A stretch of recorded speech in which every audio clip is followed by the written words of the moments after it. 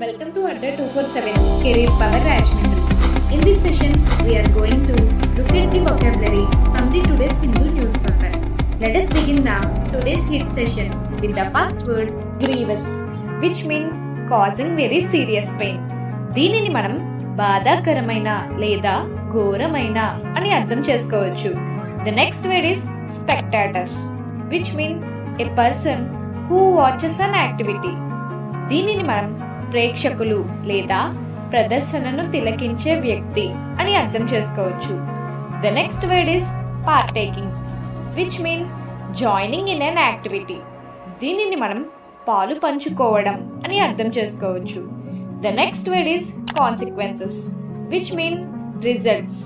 దీనిని మనం సంబంధిత పరిణామాలు అని అర్థం చేసుకోవచ్చు. The next word is intended, which mean planned. దీనిని మనం ఉద్దేశించబడింది అని అర్థం చేసుకోవచ్చు. The next word is adequate, which mean enough. దీనిని మనం తగినంత లేదా సరిపోయే అంత అని అర్థం చేసుకోవచ్చు. The next word is mitigate, which mean making something less harmful. దీనిని మనం తగ్గించు లేదా ఉపశాంతి చేసుట లేదా తక్కువ చేసుట అని అర్థం చేసుకోవచ్చు. The next word is taming, which mean to control an animal. దీనిని మనం మచ్చిక చేసుకోవడం అని అర్థం చేసుకోవచ్చు.